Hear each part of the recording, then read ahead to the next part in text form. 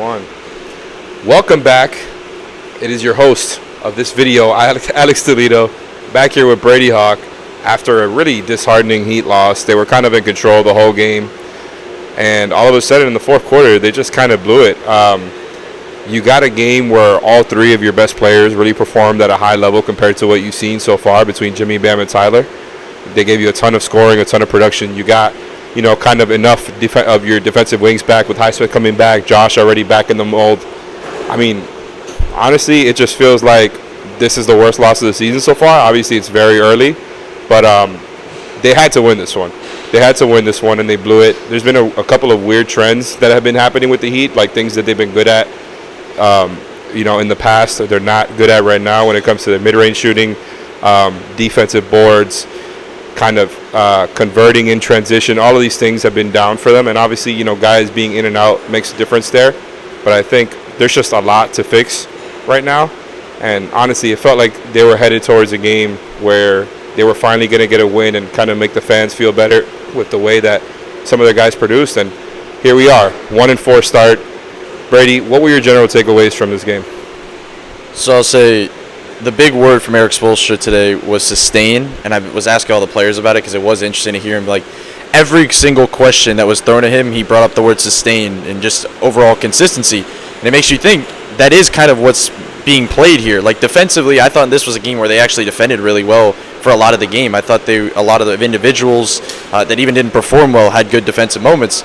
But ultimately, when you're not able to score consistently, it's going to bleed into the defense, and you're not going to have sustainability on the defensive end either. Getting to the offensive end, there's never really been sustainability on that end other than certain lineups working. We can look at certain statistics, but at the end of the day, shout out to Alex, the lineups with the four bench guys with Jimmy originally is not a good offensive lineup. There's just not that guy, that punch that can really lead things at this stage of the regular season on the ball, and they just don't have good chemistry and good spacing. And then they quickly take Jimmy out, put Tyler in, and the offense becomes, okay, Tyler or bust. It's every possession as a Tyler gets the screen, and he gets a pull-up, or he gets to the lane, or he takes a three, or if it's a forced shot on the edges, and it's just not a sustainable offensive flow. So I think that really, it may sound cliche to a lot of people when you hear Spoke saying sustain, but it really seems like that's the simplified word for a lot of this, because on both ends, they just had issues, but they've also had decent moments. Like, they've had flashes that we've seen, okay, like, they can do this, but they can never sustain it. And that's why this is a run-on sentence from last season, because it's exactly what we were doing and talking about at the end of games last season. Yeah, it really does feel like an extension. Like, there's a couple of new things, right, when it comes to, like, Jaquez and Jovic and those guys making the season a little bit fresh. I guess you can throw, like, Richardson and Bryan in there. But, yeah, it very much feels like an extension of last season, except this time they've been bad in the fourth quarters. So again, like, another thing that they were good at last season has they've started off poorly so far. And I agree with you. Like, I think they've just been kind of out of sorts on both ends. And that was another running theme tonight with with Jimmy and Bam. They both talked about needing to be better on the defensive end of the floor. The way Jimmy put it was kind of harsh, because it was like, they were getting into the paint whenever they wanted. They were getting around everybody, and we just got to guard. He was very straight up about it.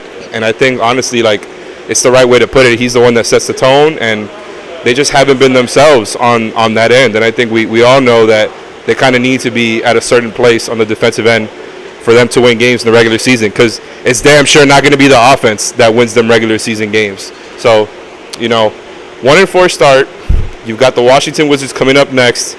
The debut of the in-season tournament, the debut of the Heat Culture jerseys, and the debut of that loud red court that they're gonna debut on Friday. So honestly, kind of a tumultuous start for the Heat, and I think that's an understatement. And now you've got these jerseys and these courts that a lot of people haven't really enjoyed. Just bad timing overall.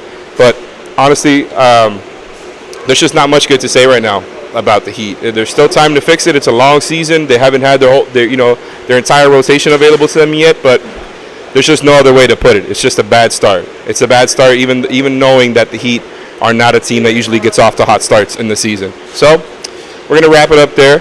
Live from the bowels of the Kaseya Center, I'm Alex Toledo. He's Brady Hawk.